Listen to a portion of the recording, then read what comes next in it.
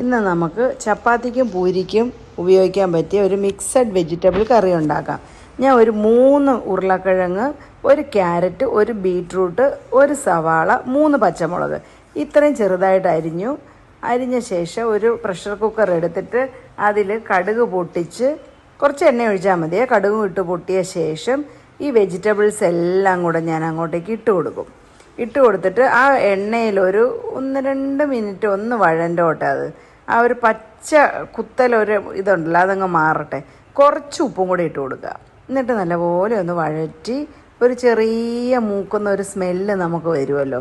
ആ സ്മെല്ല് വരുമ്പോഴത്തേക്കിനും നമുക്ക് ഒരു വലിയ ടേബിൾ സ്പൂൺ മുളക് പൊടി, പിന്നെ ഒരു 1/4 ടീസ്പൂൺ മഞ്ഞൾപ്പൊടി, ഒരു 3/4 ടീസ്പൂൺ കുരുമുളക് പൊടി, ഞാൻ ഒരു 2 ടീസ്പൂൺ മല്ലിപ്പൊടി ഇട്ട് 1 ടീസ്പൂൺ വെജിറ്റബിൾ മസാല ഇട്ട് എല്ലാം കൂടി ഒന്ന് മിക്സ് ചെയ്യണം.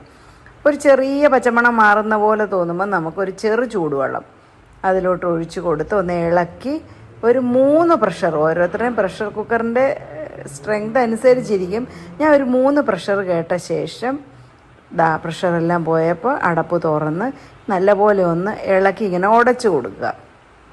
ഉടച്ച ശേഷം നമുക്ക് അതിലോട്ട് 1 കപ്പ് തേങ്ങാപ്പാൽ, 1 കപ്പ് എന്ന് പറഞ്ഞാൽ ഇതൊരു വലിയ കപ്പാണ് കേട്ടോ, അതുകൊണ്ട് ഞാൻ ഒരു ചെറിയ കപ്പിന് ഒരു ബൗള് കണക്കെടുത്താൽ മതി അതിനുള്ള തേങ്ങാപ്പാൽ.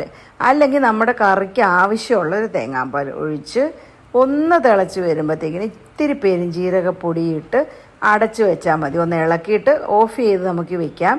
കറിവേപ്പില, മല്ലിയില എന്ത് വേണമെങ്കിലും ഇട്ട് ഡെക്കറേറ്റ് ചെയ്യാം. ചൂടാറുമ്പോൾ തേങ്ങാപ്പാലുള്ളതുകൊണ്ട് കുറച്ചുകൂടെ ഒന്ന് കുറുകി വരും. അപ്പോൾ നമുക്ക് ചപ്പാത്തിക്കും പൂരിക്കും ഒക്കെ ഉപയോഗിക്കാം. എന്താ നോക്ക്, നല്ല ടേസ്റ്റാണ്, ഈസിയാണ്. എല്ലാവരും ട്രൈ ചെയ്ത് നോക്കണേ. Thank you.